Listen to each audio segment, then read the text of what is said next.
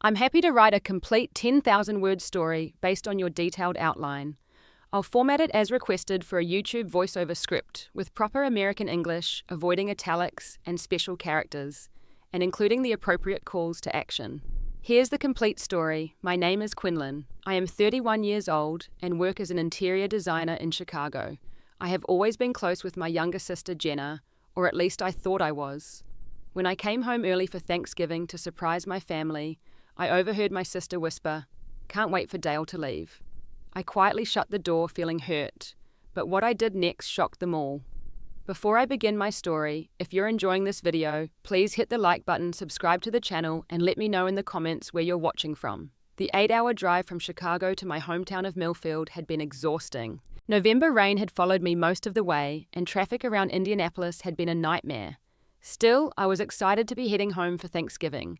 It had been almost a year since my last visit, and despite the growing distance between my sister Jenna and me, I was looking forward to our family traditions. I checked my GPS as I turned onto Maple Street, the familiar rows of Victorian houses, bringing back a flood of childhood memories.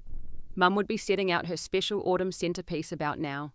Dad would be in the garage pretending to fix something, while actually just enjoying some quiet time before the house filled with relatives. And Jenna, my little sister, would probably be helping in the kitchen or decorating the guest rooms. At least that was the Jenna I remembered. The one who used to share everything with me. The one who would crawl into my bed during thunderstorms. The one who cried when I moved to Chicago 6 years ago for my job at Hartman Designs. The Jenna I had been talking to on the phone these past couple of years seemed different, more distant, more secretive. Our conversations had become shorter, more superficial. When I asked about her life, her answers were vague. When I shared details about mine, she seemed distracted. I pulled into the driveway of a small bed and breakfast 3 blocks from my parents' house. I had told my family I would be arriving tomorrow, wanting to surprise them by showing up a day early. Mrs. Keller, the owner, greeted me with a warm smile and a pumpkin muffin. After settling in, I freshened up, excited about my surprise. I imagined the look on my mum's face, the bear hug my dad would give me, and maybe, just maybe, the old spark of sisterly connection with Jenna.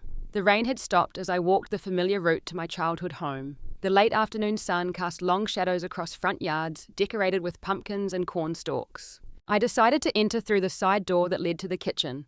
It was rarely locked and would allow me to slip in unnoticed. The smell of cinnamon and apples greeted me as I quietly opened the door. I could hear voices from the living room, my mother's laugh followed by my father's deep chuckle. I stepped carefully across the kitchen tiles, noting the freshly baked pies cooling on the counter. Mum had been busy. As I approached the hallway that led to the living room, I heard Jenna's voice. She was speaking quietly to someone, her tone conspiratorial. "I can't wait for Dale to leave after Thanksgiving. Then things can get back to normal around here." I froze. Dale. That was me. A childhood nickname I had carried since I was 3, when I couldn't properly pronounce my full name Quinlan. The family had called me Dale ever since, though I had asked them to stop when I started high school. They still slipped occasionally, especially when they were talking about me rather than to me. I felt like someone had punched me in the stomach. The sister I had driven 8 hours to surprise couldn't wait for me to leave. I hadn't even arrived yet officially, and she was already planning for my departure. I stood motionless, hand on the doorframe, trying to process what I had heard. Then very carefully, I stepped backward, making sure not to make a sound. I smiled sadly and quietly shut the kitchen door behind me. Walking back to the bed and breakfast, I tried to make sense of what had happened. Why would Jenna say that? What had I done to make her resent my presence so much? And who was she talking to? Back in my room, I sat on the edge of the bed and stared out the window at the darkening sky. I had a decision to make. I could confront Jenna immediately, demand an explanation. I could call the whole trip off, make up an excuse about work, and drive back to Chicago. Or I could pretend I hadn't heard anything and proceed as planned, arriving tomorrow with my suitcase and a forced smile. None of those options felt right. What I decided to do instead would shock my entire family and change our relationships forever. Growing up, Jenna and I had been inseparable despite our 4-year age difference. When she was born, I appointed myself her personal protector. I taught her how to ride a bike, helped her with homework, and defended her against neighborhood bullies. When she had nightmares, it was my bed she sought for comfort. When she got her first period, it was me she called in panic from the school bathroom, not our mother. In return, Jenna had been my most loyal supporter. She attended every soccer game I played, made posters for my student council campaign, and fiercely defended me when I came out as bisexual during my sophomore year of high school, standing up to anyone who dared say a word against me. When I received my acceptance to the School of the Art Institute of Chicago, Jenna helped me pack, organized a goodbye party, and promised to call me every Sunday. And she kept that promise through her high school years and into her first 2 years of college. The financial strain of my education had been significant for our middle-class family. Rather than add to the burden when Jenna was ready for college, I took on extra freelance design jobs on weekends and evenings to help pay her tuition at the state university. I never told her about this arrangement with our parents, wanting her to focus on her studies rather than feel indebted to me. She graduated with honors 2 years ago, and I had flown home for the ceremony, presenting her with a leather portfolio engraved with her name, filled with professional-grade art supplies. She had majored in graphic design, inspired partly by my career path. That was the last time I remember feeling truly connected to my sister. Something shifted after her graduation. Our Sunday calls became less frequent, her texts more sporadic and superficial. When I asked about job interviews or her artwork, she would change the subject. When I suggested visiting her in Chicago, she always had excuses. I had attributed the distance to normal adult growing pains. She was establishing her independence, finding her own path. I tried not to take it personally, though I missed our closeness. Now standing in the guest room of Mrs. Keller's bed and breakfast, I scrolled through our text messages from the past year, looking for clues I might have missed. There were long gaps between conversations, her responses often delayed by days. When I shared news about a major project I had landed, her congratulations seemed perfunctory. But there were other messages that puzzled me even more. References to family events I knew nothing about. Inside jokes I wasn't part of. It was as if Jenna was living a family life that excluded me entirely. The next evening, I arrived at my parents' house with my suitcase and a forced smile, pretending I had just completed the drive from Chicago. Mum embraced me at the door, her familiar perfume enveloping me. "Welcome home, sweetie. We have missed you so much." Dad appeared behind her, arms outstretched for his customary bear hug. "There's my girl." "How was the drive?" I answered their questions about traffic and work while scanning the entryway for Jenna. She appeared from the kitchen, wiping her hands on a dish towel. Her smile didn't quite reach her eyes. "Hey Q, glad you made it." She gave me a brief hug, nothing like the enthusiastic embraces we used to share. Over her shoulder, I noticed a young man standing awkwardly in the kitchen doorway. Medium height, sandy hair, glasses. Familiar somehow, though I couldn't place him. Mum followed my gaze. "Oh, Quinlan, this is Tyler, Jenna's boyfriend. We thought you two should finally meet." Tyler stepped forward, hand extended. His grip was firm, his smile genuine. "So great to finally meet you. I've heard so much about you." Something in his tone struck me as odd, as if he had heard about me as a character in a story rather than as Jenna's actual sister. Jenna quickly linked her arm through his, a possessive gesture I had never seen her make before. Dinner was a strange affair. Mum had prepared all my favourite foods, yet Jenna kept steering the conversation away from me and my life in Chicago.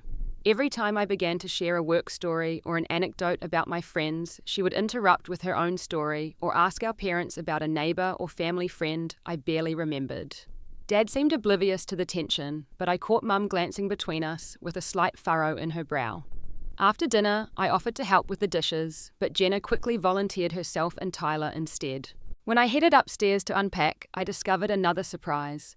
My childhood bedroom, which had remained largely unchanged during my previous visits, had been completely transformed. The walls, once covered with my soccer trophies and art school projects, were now painted a soft green and decorated with Jenna's college diploma and artwork. My furniture had been replaced with a new bedroom set.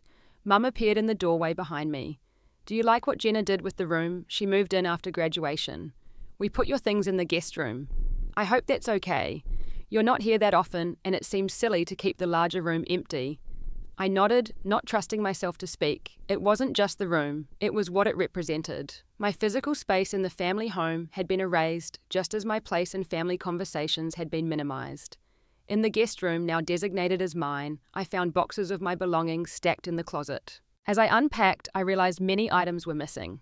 My high school yearbooks, photo albums from my childhood, the collection of sketches and designs that had won me my first industry recognition. Later that evening, I passed by my parents' room and overheard a hushed conversation. Mum's voice was concerned. "Should we tell Quinlan before tomorrow's dinner? I don't want her to be blindsided." Dad's response was firm. No, let Jenna make her announcement as planned. It's her moment. I continued to my room wondering what announcement Jenna was planning and why it would blindside me. The pieces weren't fitting together, but I was beginning to suspect that what I had overheard the day before was only the tip of a much larger iceberg. The next morning, I woke early and went for a run through my old neighborhood. The familiar streets helped clear my head, and I decided to stop by my favorite coffee shop before heading back to the house. Mrs. Patterson, my high school art teacher, was sitting by the window. Her face lit up when she saw me, and she waved me over enthusiastically. Quinlan, what a wonderful surprise. I didn't know you were back in town. Just for Thanksgiving, I explained, sliding into the seat across from her. She studied my face. How have you been? We were all so sorry to hear about your fallout with the family. Jenna mentioned you two aren't speaking anymore. I nearly choked on my coffee. Not speaking fallout. What are you talking about? Mrs. Patterson's expression shifted to confusion.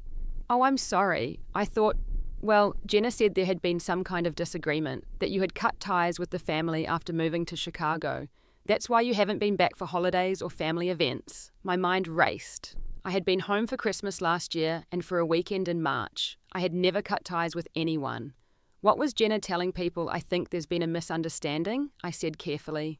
Jenna and I have been in regular contact. I was just home a few months ago. Mrs. Patterson looked embarrassed. I must have misunderstood. It's just Jenna has been so involved with the Community Art Centre taking over the children's program that you used to run in the summers. She mentioned it was healing for her continuing your legacy since you weren't interested in hometown connections anymore, the children's program. That had been my passion project during college breaks, teaching art to underprivileged kids. I had never abandoned it. I had simply moved away. And Jenna had shown zero interest in it while I was running it. As I walked home, I tried to process this new information. Was Jenna systematically misrepresenting our relationship to others? Why would she claim I had abandoned the family? When I arrived back at the house, Tyler was alone in the kitchen making coffee. Morning, he said cheerfully. Everyone else is still asleep. Coffee. I accepted the mug he offered, studying him. He seemed nice enough, genuine in his friendliness. So Tyler, how long have you and Jenna been together? About 8 months, he replied. We met at the Community Art Centre. I volunteer there on weekends. I nodded. That's great. Jenna mentioned she's running the children's program there now. He looked surprised. She's not just running it, she founded it 3 years ago. It's amazing what she's built from scratch. That's one of the things that attracted me to her commitment to giving back to the community. I gripped my mug tighter, keeping my expression neutral. 3 years ago, I was still running that program during my visits home. Jenna had never shown any interest in it. Now she was claiming to have founded it. That's my sister, always the creative one, I said, watching his reaction. He laughed. That's what her portfolio showed. Those designs for the Chicago theater renovation were incredible. No wonder she got that scholarship. I nearly dropped my mug. The Chicago theater renovation had been my thesis project in my final year of art school, the project that had won me the internship that launched my career. I had shown the portfolio to Jenna when she was considering art programs using it as an example of presentation techniques. Before I could respond, Jenna appeared in the kitchen doorway, hair tousled from sleep. Her eyes darted between Tyler and me, a flash of something alarm perhaps crossing her face.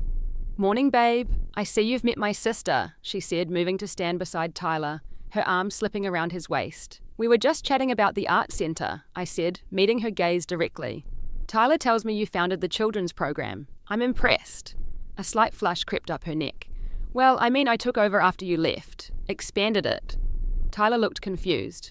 I thought you started it from scratch. That's what you told the newspaper for that article last year. Jenna laughed a brittle sound. Oh, Quinlan helped with the initial concept years ago. But the program as it exists now is my creation. She glanced at her watch. Hey, we should get going if we're going to pick up those pies for Mum. She practically dragged Tyler from the kitchen, leaving me alone with my cold coffee and growing sense of betrayal. Later that day, while everyone was busy with Thanksgiving preparations, I slipped into Jenna's room, now my old bedroom, and began searching for evidence. It felt invasive, but I needed to understand what was happening. In her desk drawer, I found a folder labeled Portfolio. Inside were photographs of my college projects, each one carefully labeled with Jenna's name, and dates corresponding to her college years, not mine. On her bookshelf sat a row of photo albums. I pulled one down, opening to images of our childhood. In several photos, I had been cropped out entirely. In others, Jenna had been digitally inserted into events she hadn't attended, like my high school graduation. Most disturbing was a social media printout where Jenna described living in Chicago for a year after college, working at a design firm that sounded suspiciously like my employer. She had fabricated an entire chapter of her life based on my experiences. As I replaced the albums, I noticed a journal wedged between the shelf and the wall.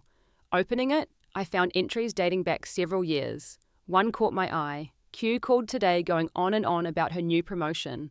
Always has to be the center of attention. Mum and Dad were so impressed asking all these questions about Chicago. No one even remembered to ask about my job interview. It's always been this way. Quinlan the successful one. Quinlan the talented one. Quinlan the special one. Well, things are going to change. Dale won't be the star of this family forever. Dale. There was that nickname again, but used with such contempt. I continued reading, finding entry after entry documenting Jenna's resentment, her plans to establish herself as the family success story, her strategies for minimizing my achievements, and exaggerating her own. The most recent entry, dated just a week ago, sent a chill through me. Tyler believes everything I've told him about my creative achievements. He has no idea those were all Quinlan's projects. Tomorrow, I'll show him the family photo albums I've edited. By the time Dale arrives for Thanksgiving, my narrative will be firmly established. Mum and Dad are already so proud of my work at the Art Center.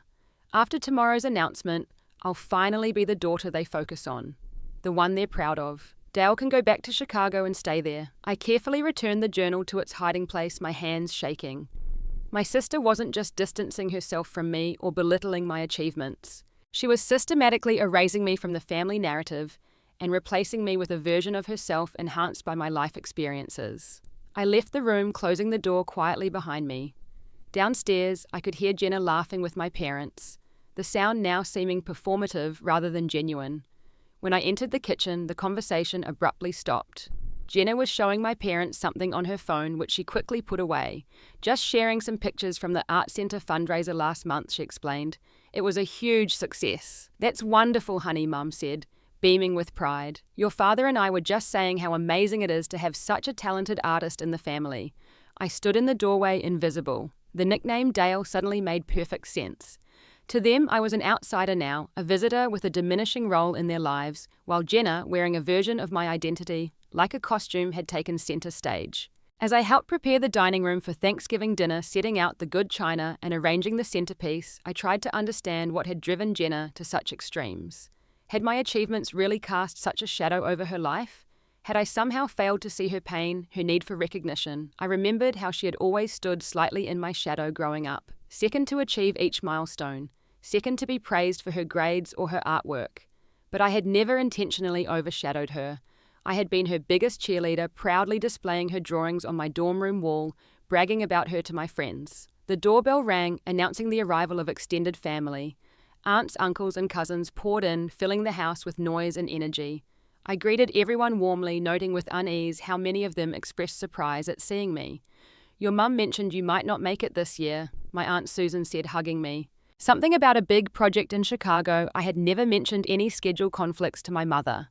Another of Jenna's manipulations, I realized. Throughout the afternoon, I observed how Jenna worked the room, always the center of attention, always with a story that somehow incorporated elements of my life with herself as the protagonist. Tyler followed her adoringly, clearly impressed by the creative, accomplished woman he believed her to be. By the time we gathered around the dinner table, I was emotionally exhausted from maintaining a facade of normalcy. Dad carved the turkey while Mom directed the passing of dishes, everything a picture-perfect Norman Rockwell Thanksgiving except for the undercurrent of deception flowing beneath the surface. Midway through the meal, I excused myself to use the restroom, needing a moment alone. As I passed the study, I noticed the door to the attic was open. Curious, I climbed the stairs, switching on the light to reveal stacks of boxes labeled with my name. Here was the physical evidence of my gradual removal from the family home. I opened one box, finding letters I had written to my parents during my first year of college. Another contained my childhood journals. A third held awards and certificates from high school and college. My entire history boxed up and hidden away. At the bottom of one box, I found a stack of letters tied with a faded ribbon. They were from Jenna to me, written during my freshman year of college. I opened one, reading her 13-year-old words. Dear Quinlan, I miss you so much. Mum and Dad are always talking about how well you're doing at art school. Everyone asks about you. No one seems to notice I got the lead in the school play. Sometimes I wish I could be you instead of your little sister. Then maybe people would see me too. I read through several more letters, each one revealing Jenna's growing sense of invisibility in my shadow. Her jealousy had begun so early, festering over years until it transformed into this elaborate deception. A noise from the stairway startled me. Tyler stood there looking embarrassed. Sorry, I was looking for the bathroom. He glanced at the open boxes. What's all this, my life? I said simply. The parts that didn't fit Jenna's new narrative. He frowned, stepping further into the attic. What do you mean I made a quick decision? Tyler seemed genuinely good-hearted, if naive.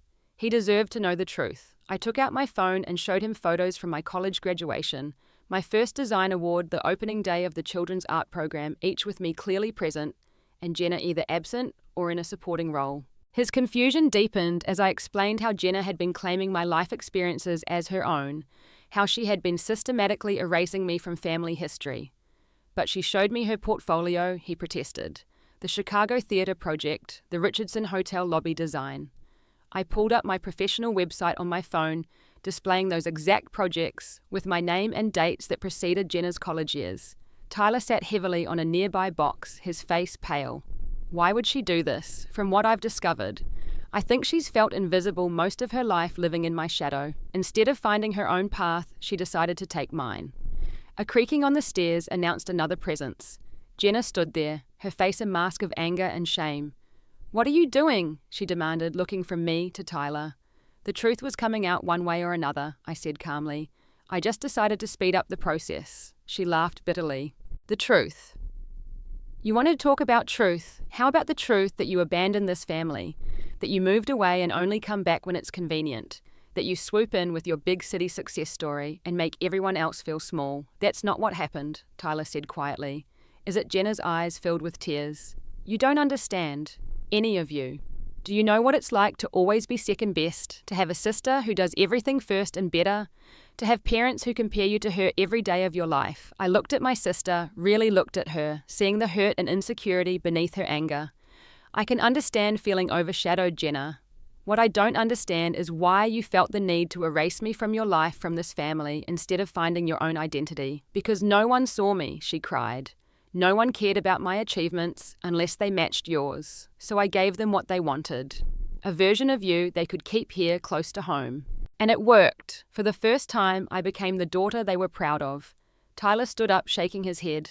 I need some air. This is too much. He brushed past Jenna and descended the stairs. She glared at me. Are you happy now you've ruined everything? I closed the box of letters. No, Jenna. You did that yourself when you decided to build your life on lies. Dinner is getting cold, Mum called from downstairs. Where is everyone? Jenna wiped her tears away, composing herself with visible effort. This isn't over, she hissed, then turned and descended the stairs. I remained in the attic a moment longer, gathering my strength for what I knew would be an explosive confrontation. Then I followed my sister down to rejoin the Thanksgiving dinner that was about to become anything but thankful. When I returned to the dining room, conversation had resumed its normal flow.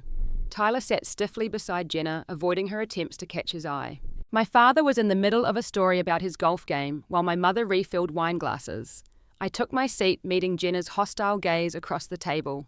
She gave a slight shake of her head, a warning I chose to ignore. As dessert was being served, my father clinked his glass for attention. Before we dig into these delicious pies, Jenna has something she would like to share with everyone.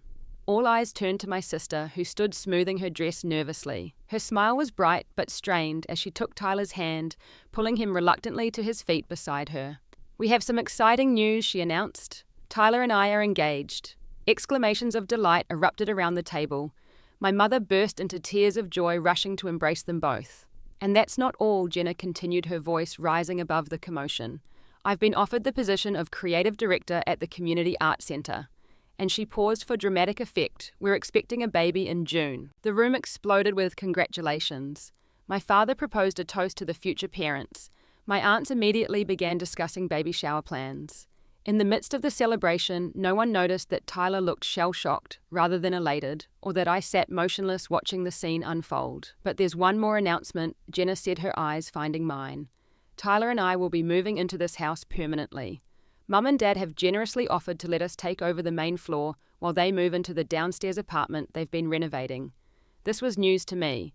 The house where I had grown up would now be Jenna's, another piece of my history claimed by her. As everyone celebrated these announcements, Jenna launched into a story about her childhood dream of running an art program, describing in detail the moment of inspiration that had led to its creation. It was my moment, my inspiration. An experience that had happened to me during a museum visit when I was 16. I watched my relatives nodding along, absorbed in her narrative. Tyler stared at his plate, his discomfort evident only to me. Something inside me snapped. I had been patient, trying to understand Jenna's motivations, even sympathizing with her feelings of inadequacy. But this wholesale theft of my life presented so boldly in front of me was too much. I stood up my chair, scraping loudly against the hardwood floor. "Excuse me, I have something I need to share too." The table fell silent, all eyes turning to me. Jenna's face drained of color. "I've been making some fascinating discoveries during this visit." I began, my voice steady, despite my racing heart. "I've learned that while I've been building my career in Chicago, a parallel version of my life has been unfolding here. One where Jenna founded a children's art program that I actually created. One where Jenna designed the Chicago theater renovation that was actually my thesis project.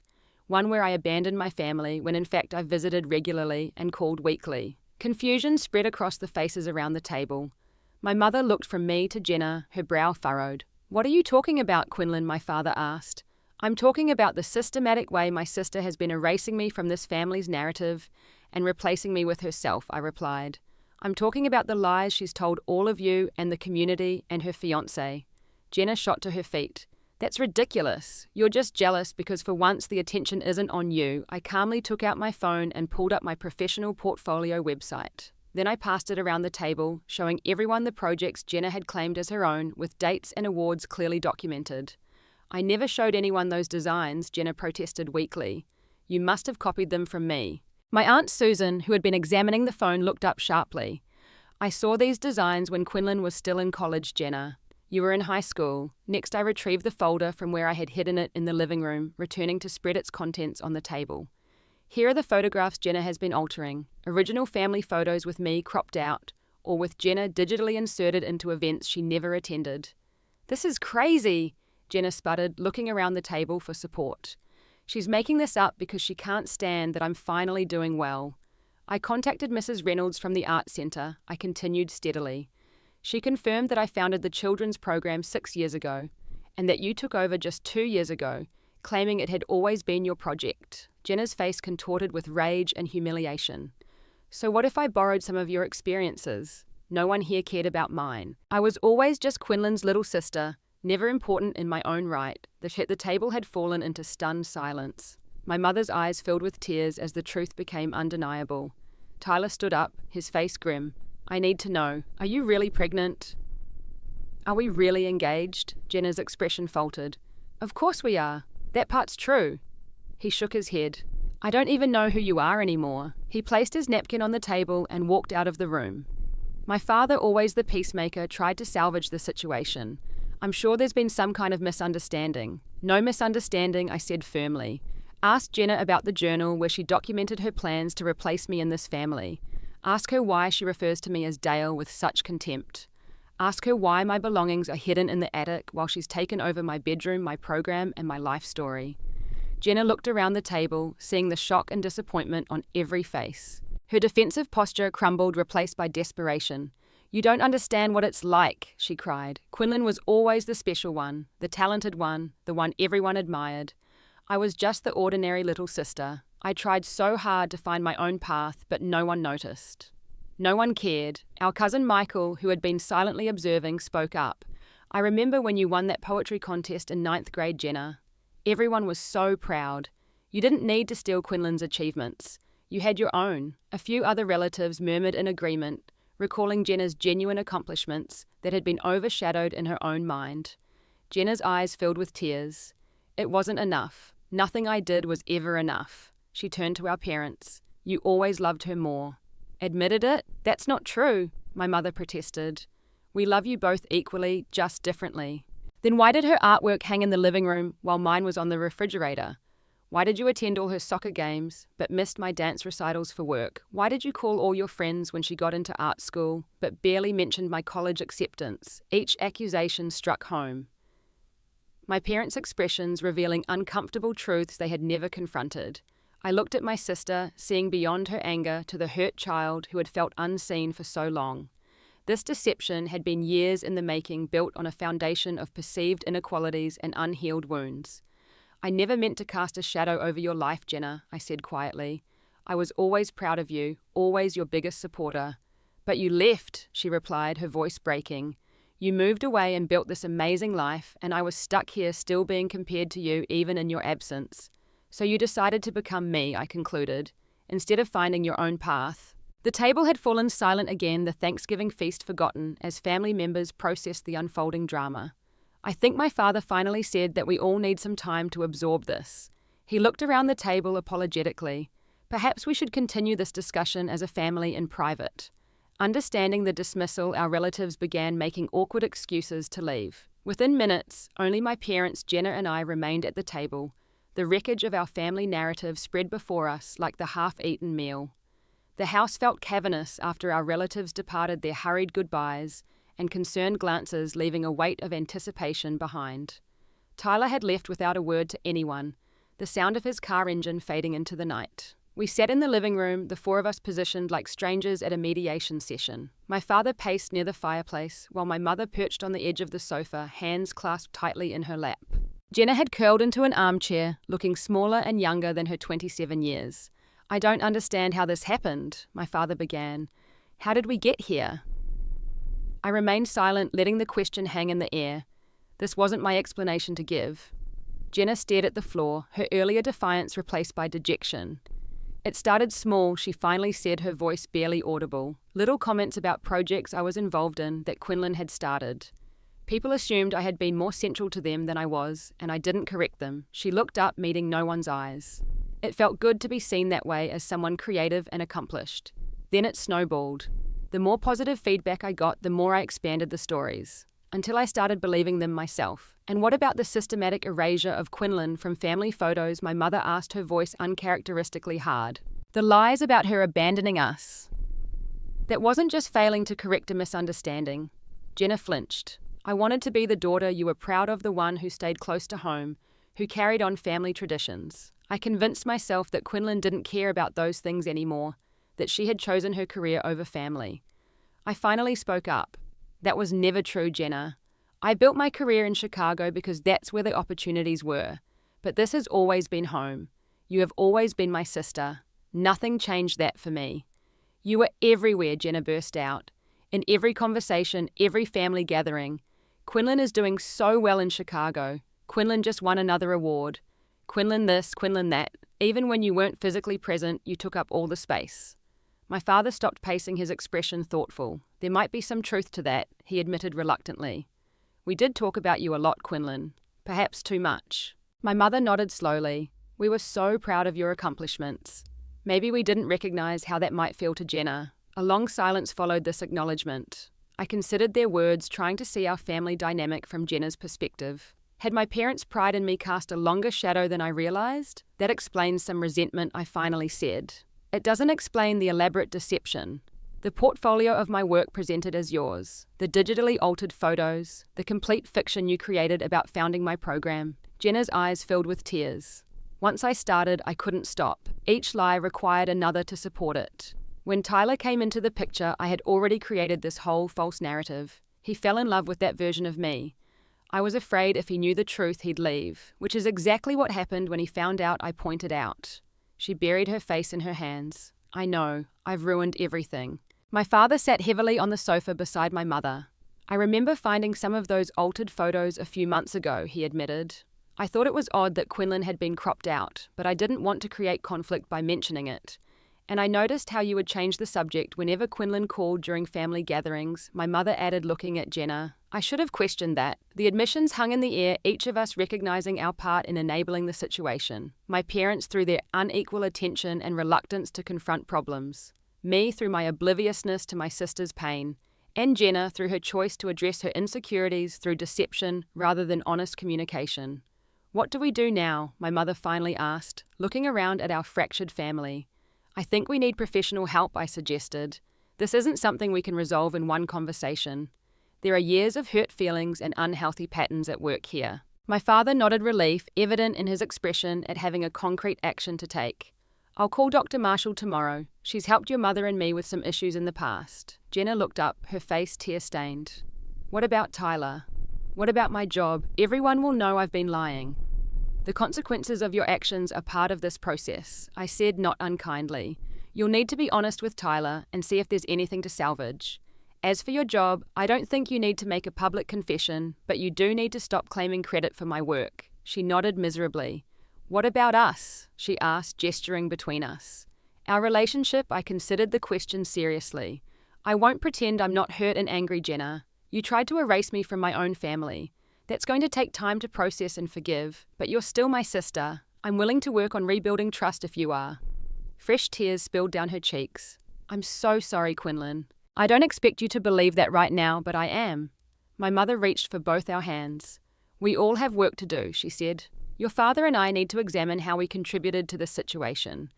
We never meant to make you feel less than Jenna, but clearly our actions had that effect." As we continued talking into the night, painful truths emerged. My parents acknowledged their tendency to showcase my achievements while taking Jenna's for granted.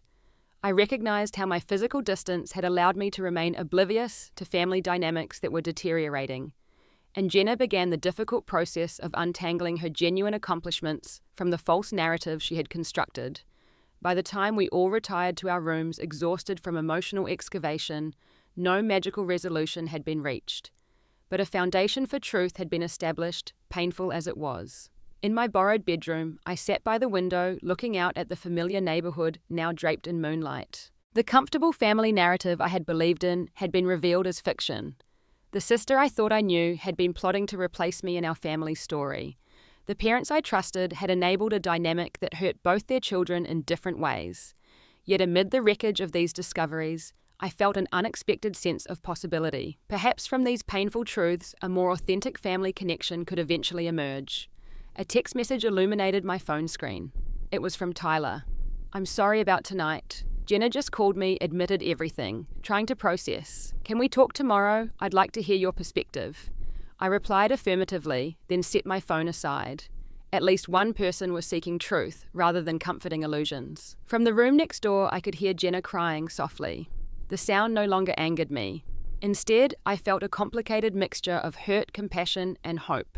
The path forward wouldn't be easy, but at least now we were all walking in reality rather than elaborate fiction. 6 months after that fateful Thanksgiving, I parked my car in front of my parents' house, taking a moment to collect my thoughts before going inside. The spring flowers were in full bloom, brightening the front yard with splashes of colour. This was my 3rd visit since November, each one a careful negotiation of our new family reality. After the confrontation, I had extended my Thanksgiving stay by 3 days, long enough to have initial conversations with Dr. Marshall, the family therapist my father had contacted. She had helped us establish some preliminary boundaries and communication guidelines before I returned to Chicago. In the months that followed, we had engaged in both individual and family therapy sessions, some in person during my visits, others via video call. The process had been painful but necessary, revealing patterns and assumptions that had damaged our family connections for years. My parents had been forced to confront their unequal treatment of their daughters, recognizing how their well-intentioned pride in my achievements had inadvertently diminished Jenna's sense of worth. They had worked to understand why they had been so willing to accept Jenna's false narrative, acknowledging a subconscious desire to have at least one daughter who prioritized hometown connections over career ambitions. Jenna had the hardest journey, confronting not just her deception, but the insecurity and resentment that had driven it. Her relationship with Tyler had ended permanently, his trust too deeply broken to repair. Her position at the art center had been modified after a private conversation with the director, where she clarified her actual role in the program's history. To her credit, she had begun creating genuinely original work, slowly building an authentic professional identity. As for me, I had examined my own role in our family dynamic, recognizing how my physical and emotional distance had allowed unhealthy patterns to flourish unchecked. I had established firmer boundaries while remaining open to rebuilding connections based on truth rather than comfortable illusions. I gathered my overnight bag and a small gift I had brought for Jenna, then walked up the familiar path to the front door. My mother answered my knock, her face lighting up with genuine pleasure. "Quinlan, we've been so looking forward to your visit." Her hug felt different now, more present and less performative. The house looked brighter, family photos on the walls, now authentic rather than altered. I noticed that some of the older photos now included me, again restored to their original state. My father emerged from his study, embracing me warmly. His relationship with me had deepened over these months of honest conversation, revealing a man more emotionally complex than the cheerful, conflict-avoidant father I had known. "Where's Jenna?" I asked, setting down my bag. "She'll be here soon," my mother replied. "She's finishing up at the art centre. Her new photography class has its first exhibition tonight." I nodded, pleased to hear about Jenna's legitimate accomplishment. We had agreed to attend the exhibition together, a public statement of family support that felt significant. While we waited, I caught up with my parents about their lives and shared updates about my latest design project. The conversation flowed more naturally now, without the artificial emphasis on my achievements that I now recognized had been present in the past. When Jenna arrived, there was a moment of awkwardness, as there always was initially during our reunions. Then she smiled, a genuine, if slightly nervous expression. "Hey Q, glad you made it." Her hug was brief but real. The nickname Q rather than Dale was one of many small but meaningful changes in our interactions. We had a quiet family dinner before the exhibition, each of us making an effort to listen actively and share honestly. Jenna talked about her new photography series, inspired by themes of authenticity and perspective. I could see both her genuine talent and her newfound commitment to creating original work rather than appropriating mine. The exhibition itself was held in the community centre's small gallery. As we walked through the displayed photographs, I was struck by Jenna's unique vision. Her work showed promise, a distinctive style emerging that had nothing to do with my artistic approach. Several community members approached us, greeting me with surprise and questions about my life in Chicago. I could see Jenna tense beside me, the old insecurities flickering across her face. But when I deliberately redirected the conversation to her exhibition, she relaxed and engaged confidently with her audience. Later, as we drove home together, Jenna broke a comfortable silence. "I've been offered a position teaching photography at the community college this fall." "That's wonderful," I said sincerely. "You've always had an eye for composition. Your students will benefit from that." She glanced at me, then back at the road. "It's a small step, but it's mine. Actually mine." I understood the significance of her words. For perhaps the first time, she was building an identity based on her genuine talents rather than borrowed accomplishments. I've been thinking about what Dr. Marshall said about how both of us were trying to fulfill roles we thought our parents wanted. Jenna continued. "You being the high achiever, me being the loyal hometown daughter. Neither of us felt we could just be ourselves." "It's taken me a long time to realize I was playing into that dynamic too," I admitted, always feeling I had to justify my choice to move away by being extraordinarily successful. Jenna nodded. "I'm trying to figure out who I am without comparing myself to you. It's harder than I expected. Identity is complicated," I agreed, especially within families. When we arrived home, our parents had gone to bed, leaving a note that they'd see us at breakfast. Jenna and I sat in the living room, the space now neutral territory rather than a showcase of altered family history. "I've been seeing someone," I told her, breaking our comfortable silence. "His name is Marcus. He's an architect I met through a mutual client. He values me for who I am, not what I achieve." Jenna smiled, a genuine expression, without the shadow of resentment that would have accompanied it in the past. "That sounds healthy. I'm happy for you." "What about you?" I asked. "Dating again?" She shook her head. "Not yet. I'm focusing on myself right now, figuring out who I actually am." Dr. Phillips says that's important before I try to connect with someone new. Dr. Phillips was Jenna's individual therapist, a recommendation from Dr. Marshall, when it became clear Jenna needed more intensive support than family therapy alone could provide. "That makes sense," I acknowledged. "Self-knowledge is a journey I took a significant detour on," she said wryly. Her ability to reference her deception with a degree of self-awareness was new, a sign of genuine progress. "We all take detours," I replied. "Some are just more elaborate than others." We shared a small laugh, fragile but real. Our relationship would never return to the uncomplicated sisterhood of our childhood. Too much had happened, too many truths revealed. But something new was emerging, a connection based on who we actually were, rather than who we had pretended to be. As I prepared for bed in what was now genuinely a guest room, rather than a storage space for my displaced belongings, I reflected on the journey of the past 6 months, the shock of discovering Jenna's deception, had initially felt like an ending, the death of the family I thought I had. Instead, it had become the painful but necessary beginning of a more authentic connection. I took out my phone and texted Marcus goodnight, appreciating anew his steady support during this family reconstruction. Then I sent a final message to Jenna in the next room. Proud of your exhibition tonight. Your work has a voice that's uniquely yours. Her reply came quickly. Thanks, that means a lot, especially from you. The acknowledgement was simple but significant. For perhaps the first time, Jenna was accepting my approval without resenting it, and I was offering it without qualification. Tomorrow would bring more careful conversations, more negotiation of our new family reality.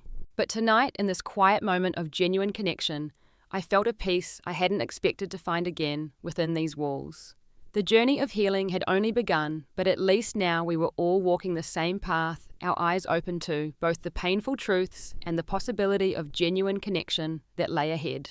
Have you ever had someone close to you try to rewrite your story, to take your experiences and claim them as their own? That feeling of being erased is something I never expected to experience in my own family, but it became the catalyst for the most profound growth and healing in my life. When I first heard my sister whisper, "Can't wait for Dale to leave," I had no idea the depth of deception I was about to uncover. I thought I was dealing with a simple case of sibling tension. Instead, I discovered an elaborate attempt to replace me in my own family narrative. The journey from that painful moment to where I am now, a year later, has transformed not just my relationship with Jenna, but my understanding of family dynamics, personal identity, and the courage required to stand in your truth. My relationship with Jenna has evolved into something I never expected. After months of intensive therapy, both individually and as a family, we've established a new kind of sisterhood, one based on honesty rather than performance or competition. 2 months ago, Jenna called me with news that symbolized her progress. She had been offered a position curating the Community Arts Centre's new photography exhibition, a role based entirely on her legitimate talents and hard work. Instead of minimizing my reaction or comparing her achievement to mine, I was able to celebrate her success wholeheartedly. And for the first time, she accepted my congratulations without resentment. We still have moments of tension, times when old patterns threaten to emerge. But we now have the tools and awareness to recognize and redirect those impulses. Our conversations have a depth and authenticity they lacked before, even during the years when I believed we were close. My parents too have grown through this painful experience. They've examined their role in creating a family dynamic that pitted their daughters against each other in an unspoken competition for attention and approval.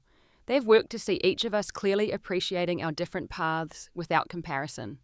Our family gatherings, while less frequent than before, now have a quality of presence that was missing amid the performance and pretense of the past. As for me, I've learned that standing in your truth, even when it's painful, is ultimately the only path to authentic connection. I could have ignored what I discovered that Thanksgiving returned to Chicago and maintained the comfortable fiction of our family narrative. It would have been easier in the short term, but the distance between us would have continued to grow, filled with unspoken resentments and fabricated histories. Instead, by bringing the deception into the light, painful as it was, I created space for genuine healing. Not the quick movie script resolution, where all is forgiven in a tearful moment, but the messy, ongoing process of rebuilding trust and understanding day by day. Perhaps the most unexpected outcome has been my relationship with Marcus, now my fiancé. When I met him shortly after that fateful Thanksgiving, I was raw and uncertain, questioning my own perceptions after discovering how thoroughly Jenna had manipulated our shared reality.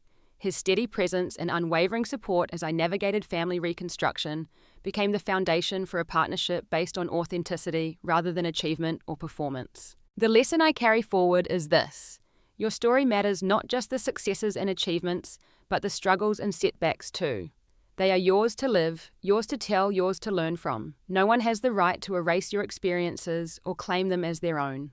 And when someone tries, the most powerful response isn't anger or retaliation, but simply standing firmly in your truth. I don't know what the future holds for my relationship with Jenna.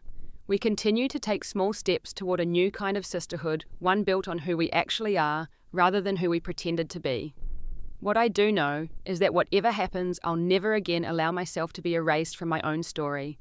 If there's something in your life that doesn't feel right, trust that instinct. If relationships seem built on performance rather than authentic connection, have the courage to seek the truth even when it's painful. The journey isn't easy, but the freedom of living authentically is worth every difficult step. Have you ever experienced someone trying to take credit for your achievements or minimize your experiences? How did you handle it? Share your thoughts in the comments below. If this story resonated with you, please like and subscribe to hear more real-life experiences. And don't forget to share this video with someone who might need to hear that their story matters too. Thank you for listening, and remember, the most shocking thing you can do sometimes is simply to stand in your truth.